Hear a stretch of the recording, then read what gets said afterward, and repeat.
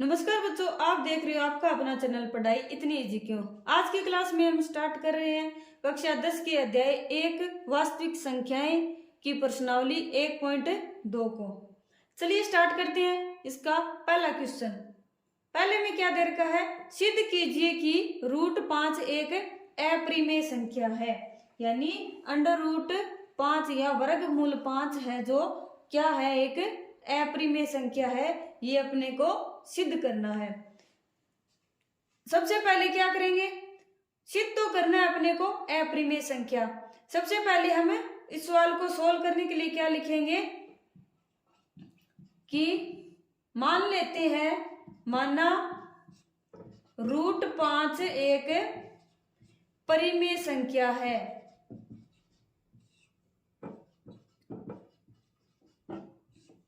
शुरू में हमने क्या कर लिया, √5 को एक परिमेय संख्या मान लिया। अगर ये लास्ट में अपनी परिमेय संख्या बन जाती है तो ये क्या है, परिमेय संख्या। अगर ये परिमेय संख्या के रूल को फॉलो नहीं करती तो ये क्या बन जाएगी, अपनी अपरिमेय संख्या खुद ब खुद साबित हो जाएगी।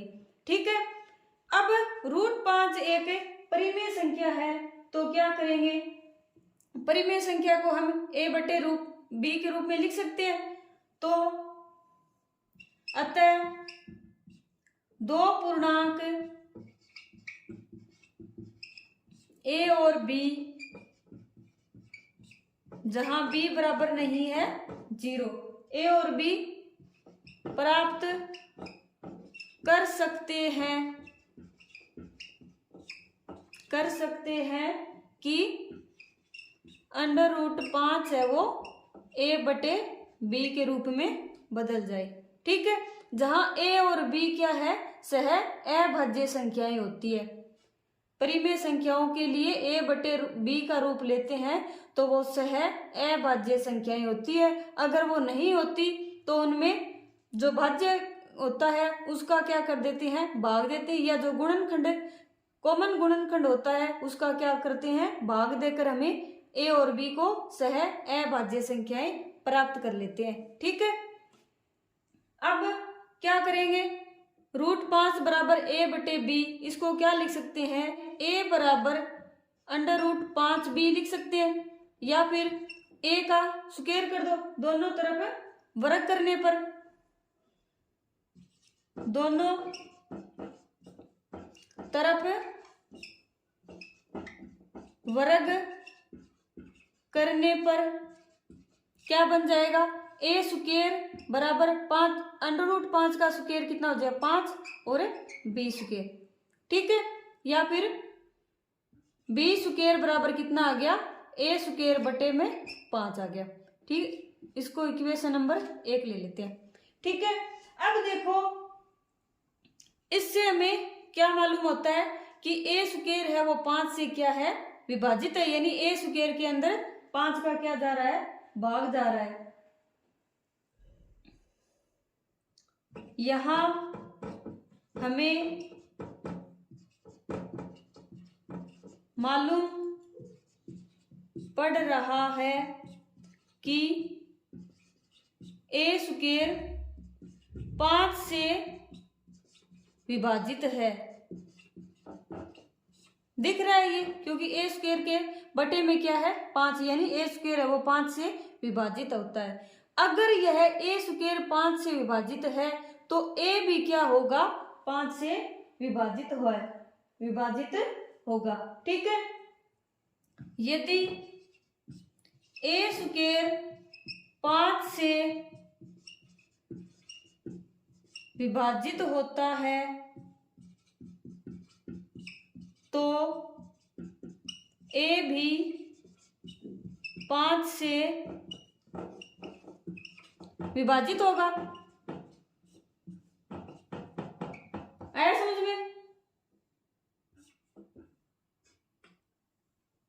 अतः हम क्या लिख सकते हैं, हम लिख सकते हैं कि a भी क्या होगा, 5 से विभाजित होगा, यानी a बटे में 5 और a बटे 5 है, इसका कुछ तो आंसर आएगा, उसको क्या मान लेंगे, c। जहां c क्या है, जहां c एक पूर्णांक है। a बराबर कितना आ गया, 5c। अब इस a का मान समीकरण नंबर 1 में रख दो। a बराबर 5c समीकरण 1 में रखने पर, समीकरण 1 में रखेंगे, a का मान कितना आया, 5c, यानी 5c का होल स्क्वायर बराबर 5b स्क्वायर। कितना आया, 5c कितना हो गया, 25, c स्क्वायर बराबर 5b स्क्वायर। 5 से कट जाएगा, यानी 5c स्क्वायर बराबर b स्क्वायर। ठीक है, और c स्क्वायर बराबर कितना आ गया, b स्क्वायर बटे में 5। ऐसे समझ में। अब देखो b स्क्वायर है वो क्या हो रहा है, 5 से विभाजित हो रहा है। ठीक है, अगर यह b स्क्वायर 5 से विभाजित होगा तो b भी 5 से विभाजित होगा। कितना आया था अपना, c स्क्वायर बराबर b स्क्वायर बटे में 5 आया था। इससे हमें क्या प्राप्त होता है, इससे यह अर्थ निकलता है, यह अर्थ निकलता है कि b स्क्वायर 5 से क्या होगा, विभाजित होगा, विभाजित होगा। अगर b स्क्वायर अपना 5 से विभाजित होगा तो b भी क्या होगा, 5 से विभाजित होगा। यानी b स्क्वायर को क्या लिख सकते हैं, b गुणा b, और b स्क्वायर बटे में 5 है तो इसके बटे में 5, यानी ये b भी क्या होगा, 5 से विभाजित जरूर होगा। ठीक है, यदि b स्क्वायर 5 से विभाजित होता है तो b भी 5 से विभाजित होगा। अब देखो यहाँ पर अपने क्या हो रहा था, a भी क्या हो रहा था, 5 से विभाजित हो रहा था, और b भी क्या हो रहा था, 5 से विभाजित हो रहा था। ठीक है, यानी विभाजित हो रहे हैं, यानी इसका मतलब क्या हुआ कि a और b के अंदर 5 का क्या होगा, पूरा पूरा भाग जाएगा, और पूरा पूरा भाग जाता है, यानी a और b का गुणनखंड है वो 5 होगा। ठीक है, अतः a और b में कम से कम एक गुणनखंड 5 है। यानी a और b में कम से कम एक गुणनखंड 5 तो जरूर है, क्योंकि a भी विभाजित हो रहा था 5 से और b भी 5 से विभाजित हो रहा है। ठीक है, लेकिन हमने शुरू में माना क्या था, लेकिन a और b है वो क्या है, सह अभाज्य संख्याएं है, अभाज्य संख्याएं, यानी इनमें कॉमन गुणनखंड नहीं है, सह अभाज्य संख्याएं हैं। अतः a और b का कोई उभयनिष्ठ गुणनखंड नहीं हो सकता, नहीं हो सकता।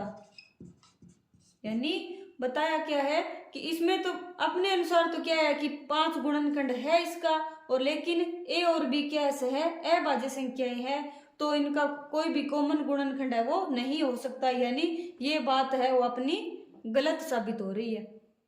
ठीक है, हमें, और ये अपनी बात गलत साबित क्यों हो रही है, क्योंकि हमने शुरू में ही अपना गलत माना था कि √5 है वो परिमेय संख्या है। ठीक है, उस अपनी गलतफहमी के कारण ही अपना ये गुणनखंड 5 आया है, जो कि संभव नहीं है। हमें यह विरोधाभास यानी गुणनखंड आ गया लेकिन हो नहीं सकता, यानी दोनों मानों के अंदर अपना विरोध हो गया। ठीक है, विरोधाभास अपनी कल्पना के कारण हुआ है, अपनी कल्पना के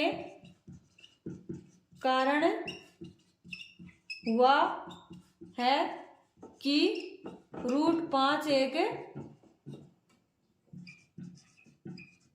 परिमेय संख्या है। ठीक है, यानी अपने जो कल्पना की थी उसके कारण अपना ये आंसर है वो गलत आया है। ठीक है, अतः सिद्ध होता है कि वर्गमूल 5 एक अपरिमेय संख्या है। आया समझ में?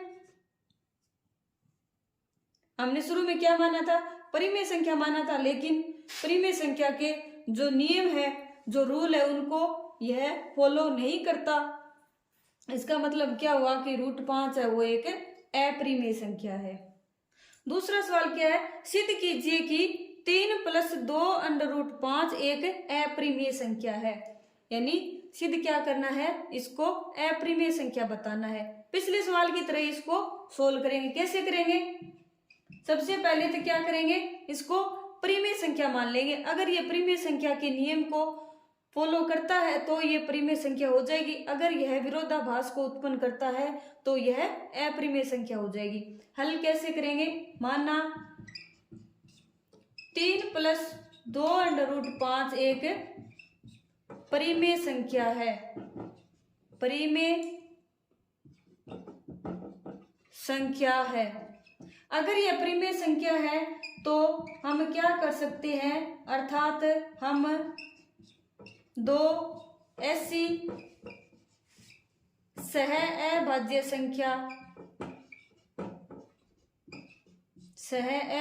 संख्याएं ज्ञात कर सकते हैं कि 3 + 2 √5 है वो a/b की फॉर्म में बदल जाए। यानी 2 ऐसी a और b सह अभाज्य संख्याएं ज्ञात कर सकते हैं कि जो अपना है वो परिमेय संख्याओं में बदल जाए। यानी अगर ये परिमेय संख्या है तो ये a और b भी a और b बटे के रूप में लिख सकते हैं, a/b के रूप में लिख सकते हैं। ठीक है, अब इनको व्यवस्थित कर दो। यानी 2 √5 को क्या लिख सकते हैं? a/b माइनस में 3, और √5 को क्या लिख सकते हैं? फिर √5 बराबर, इधर ये गुणा में है, किस में चला जाएगा? भाग में चला जाएगा। a/2b माइनस 3/2, यानी दोनों के अलग अलग भाग में चला जाएगा। यहाँ क्या है? a और b क्या है? पूर्णांक है। ठीक है, और 3 और 2b क्या है? पूर्णांक है। ठीक है, अब देखो पूर्णांक बटे में पूर्णांक, पूर्णांक बटे पूर्णांक, यानी अगर इनको a/b की फॉर्म में लिख सकते हैं तो ये क्या होती है? अपनी परिमेय संख्याएं होती है। अतः a/2b माइनस 3/2 एक परिमेय संख्या है। a/2 भी परिमेय है और 3/2 भी क्या है? परिमेय है। और परिमेय का माइनस करेंगे तो क्या आएगा? परिमेय संख्या ही आएगी। यानी ये अपना ये जो पूरा रूप है ये क्या है? परिमेय संख्या है। अगर ये परिमेय संख्या है तो ये किसके बराबर है? √5 के। यानी √5 बराबर क्या आ गई, परिमेय संख्या आ गई। ठीक है, इसका मतलब क्या हुआ, इसका अर्थ यह हुआ कि √5 एक परिमेय संख्या है। √5 है वो एक क्या आ गई, परिमेय संख्या आ गई। क्या √5 एक परिमेय संख्या है? नहीं है। इससे इस तथ्य का विरोधाभास होता है कि √5 एक अपरिमेय संख्या है। यानी √5 है तो अपरिमेय संख्या, लेकिन अपने ये जो शुरू में √3 + 2 √5 को परिमेय माना था, इसके जरिए हमने √5 को एक परिमेय संख्या में बदल दिया, जो कि संभव नहीं है। यानी ये अपना एक विरोधाभास उत्पन्न हो गया। ठीक है, अब आगे क्या लिखेंगे, यह विरोधाभास क्यों हुआ? यह विरोधाभास हमारी गलत कल्पना के कारण हुआ कि